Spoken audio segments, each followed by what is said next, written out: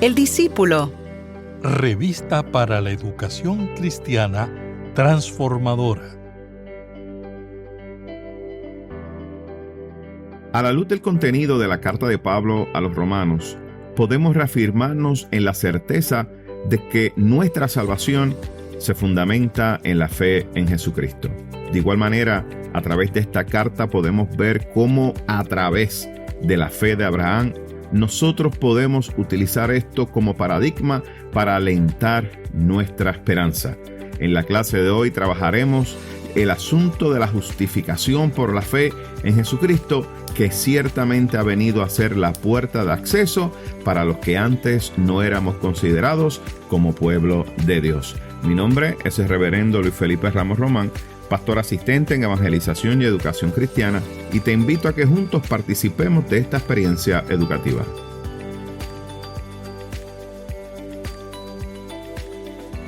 El discípulo. El discípulo.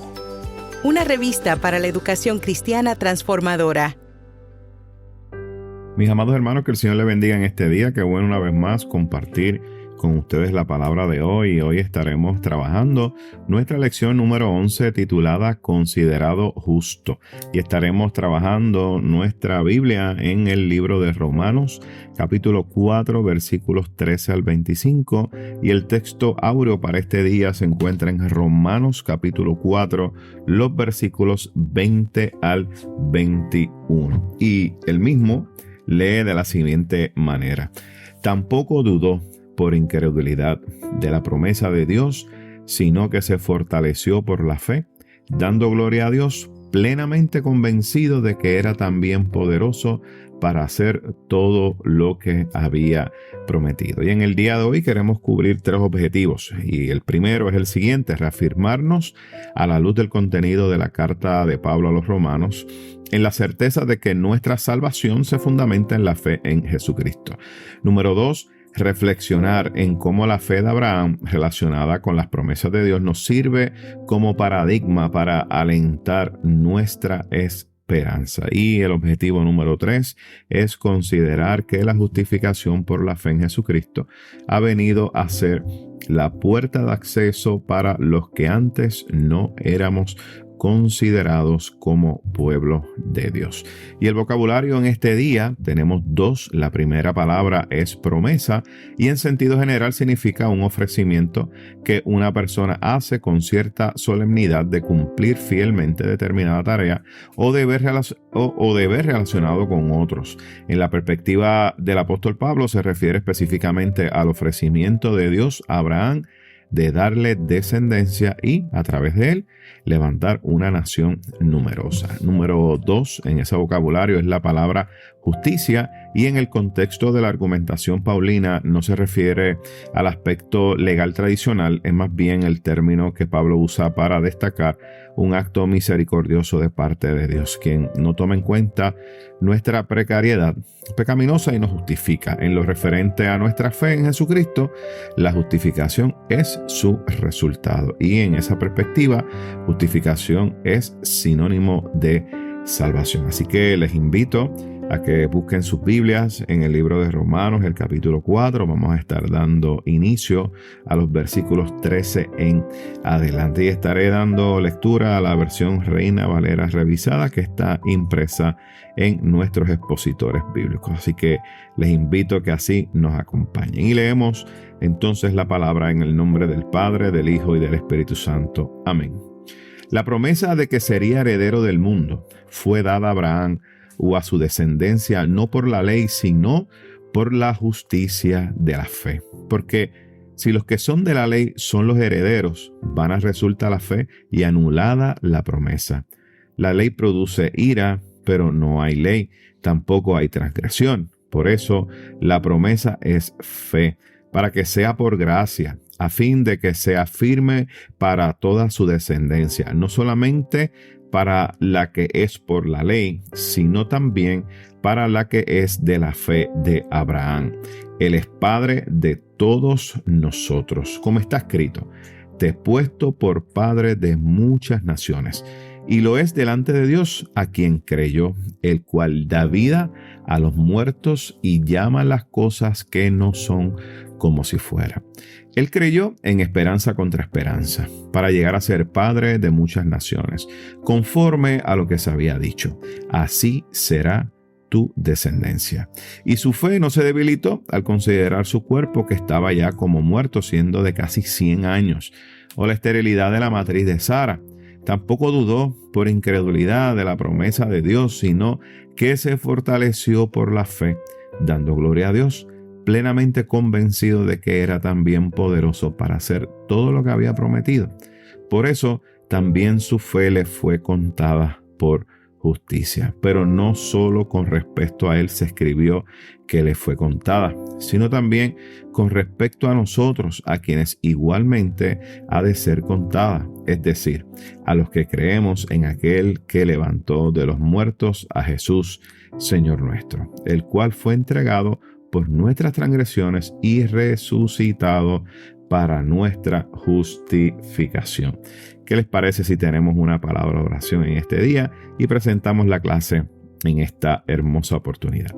Gracias, Señor, te damos en este día por tu palabra que ha sido leída ciertamente en nuestros corazones y en nuestra mente. Te pedimos que a través de ella hables a cada uno de nosotros y que tú bendigas a cada uno de mis hermanos y hermanas que nos escuchan a través de estos medios. Te pedimos que te glorifiques a través de esta experiencia y te lo pedimos todos, Señor, en el nombre de tu Hijo Jesucristo. Amén, amén y amén. Bueno, mis amados hermanos, nuevamente estamos trabajando esta carta de los Romanos por parte del apóstol Pablo. Y ciertamente la carta de los Romanos, ¿verdad?, es una carta sumamente importante para la iglesia en estos días, ¿no? Porque nos habla acerca del asunto de la fe en nuestro Señor Jesucristo y nos habla también acerca de la salvación, de que la misma se obtiene a través de nuestra fe en Jesucristo. Yo creo que estos son obviamente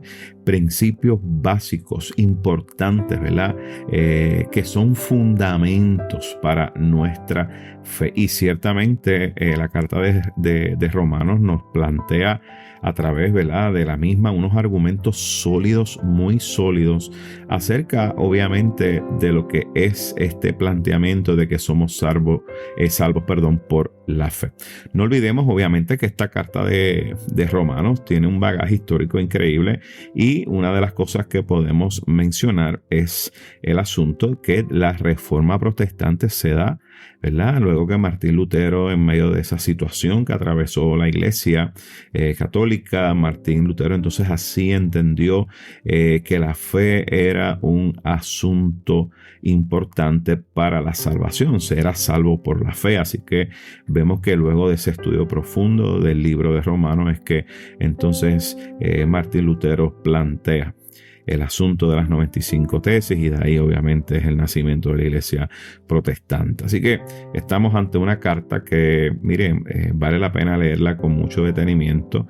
Es una carta profunda, así que les invito a que saquen un espacio y un tiempo para leer la misma y que podamos escudriñarla y que pueda trabajar ese tema de la salvación y la fe a través de esta carta de Romanos, y de igual manera que se lance en la aventura de identificar esas otras cartas que escribió Pablo, ¿verdad?, como Gálatas, Efesios, Primera, Segunda de Corintios y otras cartas, ¿verdad?, escritas por Pablo, para que también examine este tema de la salvación y la fe, y se va a sorprender grandemente, ¿verdad?, cómo es un constante en Pablo esto, y ciertamente para la iglesia de igual manera como un gran fundamento esta carta de los Romanos para ese asunto de la fe, ¿verdad?, la salvación a través de la fe. Y la razón, pienso que Pablo le escribe a los romanos de esta manera es que, pues, si fuéramos a buscar una persona ideal para hablar de este asunto que estaba ocurriendo, ¿verdad?, en ese contexto, y la realidad es que todos conocemos, ¿verdad?, que uno de los grandes retos que enfrentó la iglesia en sus inicios fue este asunto, ¿verdad?, de la circuncisión, de este sector cristianos que eran judíos, ¿no? De tradición judía, se convierten al cristianismo y entonces lo que buscan es tratar de que los gentiles sigan la misma cultura y costumbres del judaísmo. Esto le llamaban, ¿verdad?, los judaizantes. Así que este era uno de los grandes problemas que tenía Pablo en ese tiempo y le tomó muchos años. De hecho, Pablo tuvo que ir a Jerusalén a defender este asunto, ¿verdad? Y vemos, ¿verdad?, cómo se da a través del Espíritu Santo del Señor este entendimiento. Y eso ciertamente fue una gran victoria para la iglesia en medio de los retos que estaba enfrentando, de todas estas corrientes de pensamiento filosófico, todas estas corrientes de pensamientos religiosos que se estaban dando, que no eran afín con lo que era nuestra fe en nuestro Señor Jesucristo. Así que la persona ideal para tocar este tema acerca de este movimiento judaizante, era Pablo. ¿Por qué? Pues porque tenía un bagaje teológico increíble respecto a lo que era la religiosidad judía. La realidad es que Pablo fue educado con los mejores maestros, era fariseo. Así que si alguien podía hablar de esto, mis amados hermanos, era Pablo. Así que Pablo es el que se dirige, ¿verdad?, a esta comunidad, ¿verdad?, que ciertamente está confusa, ¿verdad?, con este asunto del judaísmo, ¿verdad?, de este asunto de cómo querían llevar a los gentiles a que siguieran la misma cultura y costumbre de los judíos. Así que Pablo entonces muy sabiamente comienza a hablarle a ellos en esta carta a los romanos y entonces miren lo que hace Pablo. Pablo entonces dirige este tema y lo enfoca en una figura que es sumamente importante para la tradición judía y la cultura judía, y es la figura de Abraham. Y entonces vemos que Pablo comienza a abordar este tema de la promesa de Dios recibida por Abraham desde la perspectiva de la fe que éste mostró, y no por los méritos de la ley mosaica. Así que Pablo fue bien estratégico en este asunto y dice, ok, vamos a hablar acerca de Abraham y vamos a dejar unos puntos claros. Vamos a mencionar algo que es importante, que es el asunto de la fe de él y no por los méritos de la ley mosaica. Una de las cosas que presenta, ¿verdad?, la carta a los romanos es que Pablo le está dejando saber que antes de que Abraham fuera circuncidado, estuvo la fe de él.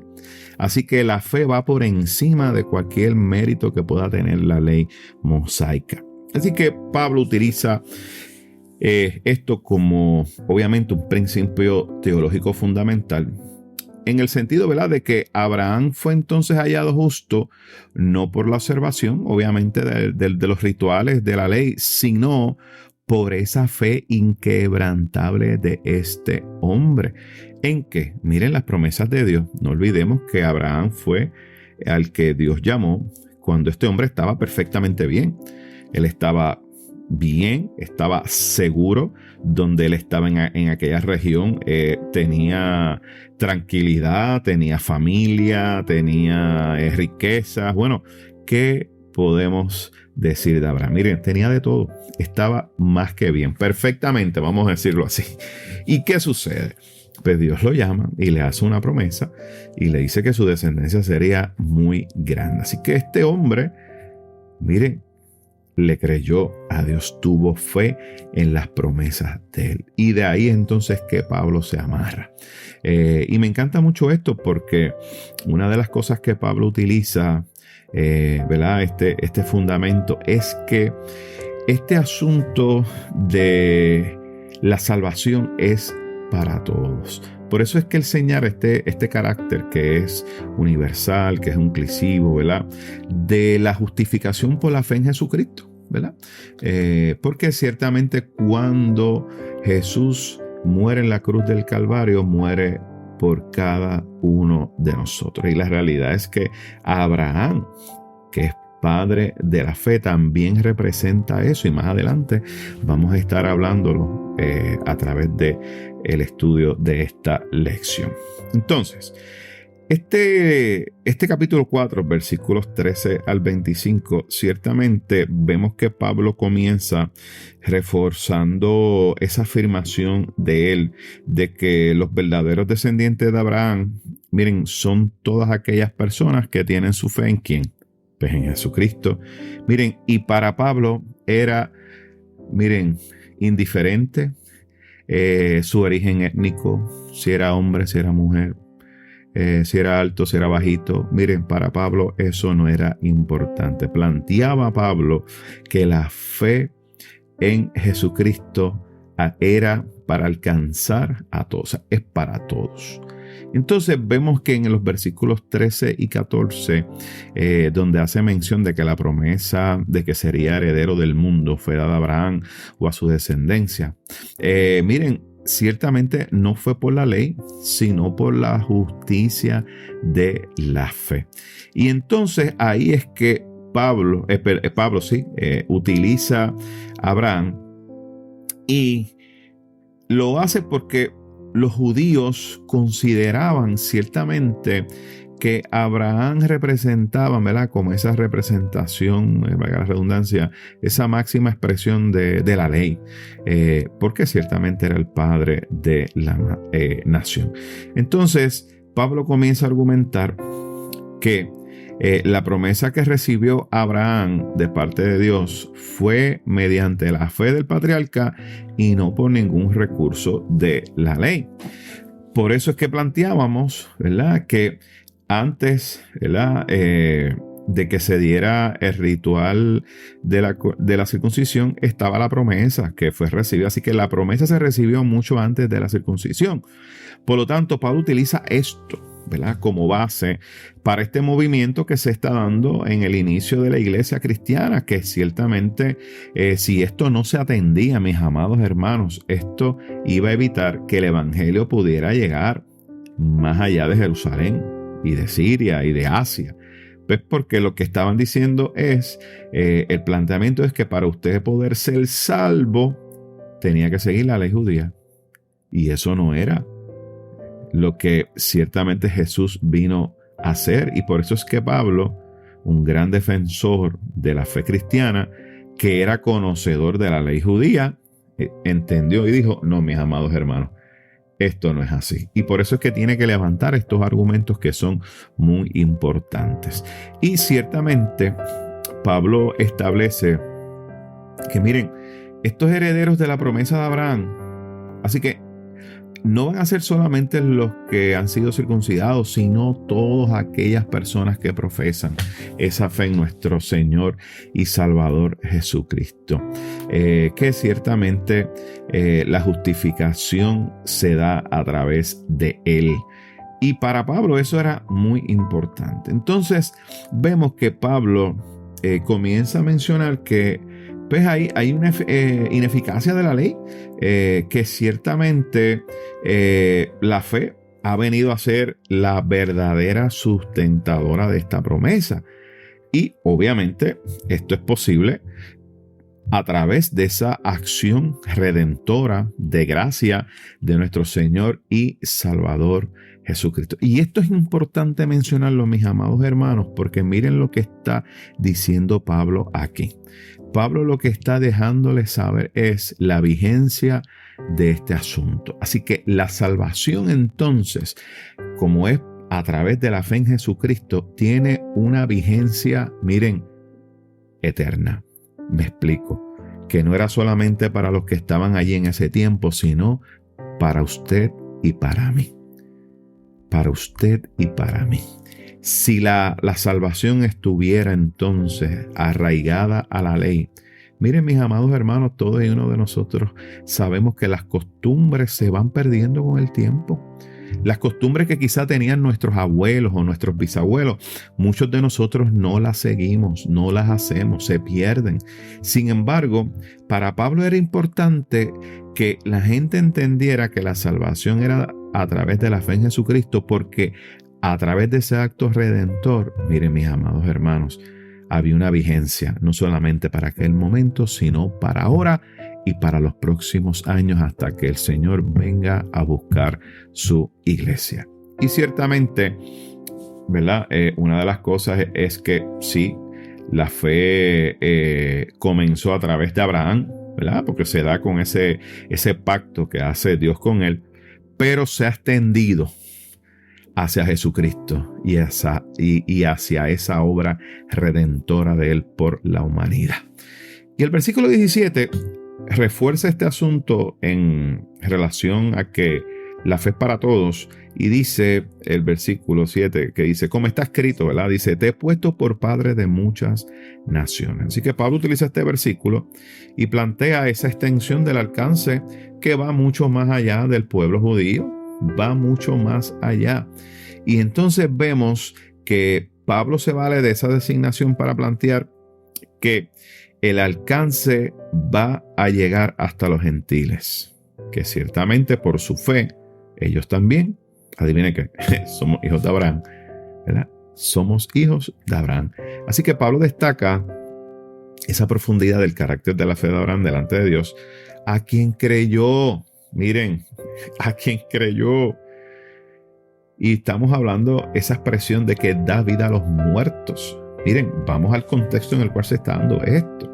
O sea, Pablo le está dejando saber, miren, cuando Dios le hizo la promesa a Abraham, este hombre era de 100 años y su esposa estaba estéril, no podían tener hijos. Y usted dice, wow, ¿cómo es posible que el Señor haga una promesa así?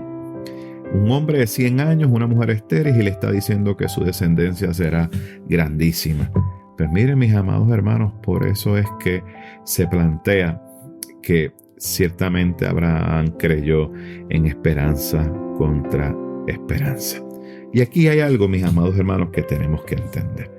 Y ciertamente Pablo está destacando, ¿verdad?, esa fe que se manifiesta y actúa contra todo pronóstico humano. ¿A qué se refiere esto? Miren, mis amados hermanos, es que tenemos que entender que cuando se habla de esperanza contra esperanza, está hablando de la esperanza que nosotros tenemos en Dios versus la esperanza que presenta el mundo. Nuestra esperanza está puesta en Jesucristo. La esperanza del mundo se basa en las probabilidades y nosotros no nos basamos en probabilidades. Así que en cuestión de probabilidades, si Abraham hubiese creído en la esperanza del mundo, probabilidades, bueno, tengo 100 años, mi esposa es estéril, ¿qué probabilidad hay de que esto suceda? Miren, casi cero. Pero como la esperanza que nos presenta nuestro Dios es distinta, esto, mis amados hermanos, se hizo realidad. Y ciertamente Pablo creyó en esperanza contra esperanza. Y hoy la invitación que Dios nos hace es que creamos en esperanza contra esperanza.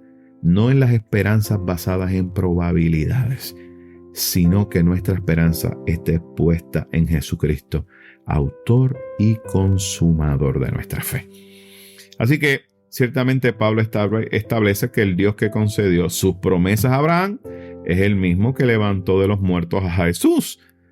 Y ciertamente esto es fundamento desde el cual todos nosotros, usted y yo, somos justificados por la fe en Jesucristo. Mis amados hermanos, ciertamente a través de esta carta Pablo nos quiere presentar que la fe en Jesucristo no fue solo, ¿verdad?, un desafío para la realidad de este grupo de judíos, ¿verdad?, que buscaba judaizar a muchos otros. Para Pablo esta fe en Jesucristo estaba cobrando un carácter de universalidad que se extiende esta salvación a todos y a cada uno de aquellos, miren, mis amados hermanos, que está en necesidad. Y la realidad es que a través de esa muerte y resurrección, nosotros a través de esa muerte y resurrección alcanzamos salvación, somos transformados, somos redimidos y también nos constituimos en un pueblo de Dios. Y eso se da a través de nuestra fe en el Señor Jesucristo. Así que cuando nosotros creemos en Jesucristo y le aceptamos como nuestro Señor y Salvador, el Señor nos va a transformar, el Señor va a cambiar nuestra vida, va a cambiar nuestra manera de pensar y nos va a constituir también pueblo de Él. Y pienso que de igual manera la justificación por la fe o la salvación por la fe en Jesucristo, debe invitarnos hoy, ¿verdad?, a que ¿verdad?, Dios nos libere de tantos prejuicios que tenemos, que en ocasiones lo que hacen es obstaculizar, ¿verdad?, ese acceso ¿verdad?, de este mensaje del Evangelio a otros que ciertamente necesitan ser rehabilitados, sanados y transformados. Y creo que esta clase nos enseña que debemos dejar a un lado nuestros prejuicios religiosos para que el Evangelio de fe alcance a aquellos que necesitan y dejarle al Espíritu Santo del Señor esa obra sanadora, redentora, rehabilitadora, porque el Evangelio ciertamente cambia y cambia a las personas, porque el Evangelio es poder de Dios. Y aquellos que hemos tenido encuentro con el Señor Jesucristo no hemos vuelto atrás. No somos los mismos de antes. Así que damos gracias al Señor por su palabra y les invito a que podamos orar en este día. Señor y Padre nuestro, gracias por entregarnos a tu Hijo Jesucristo, quien nos mostró el camino del amor al prójimo. Ayúdanos a proclamar un evangelio pertinente en medio de una sociedad que se distrae en lo que no es esencial para la vida. Permite que el mundo entienda que Cristo cumplió tu ley gracias a tu gesta amorosa en el Calvario y que entonces respondamos a ese amor sirviéndole. En el nombre de Cristo. Amén, amén y amén. Mis amados hermanos, que el Señor les bendiga y esperamos así compartir con ustedes la próxima semana.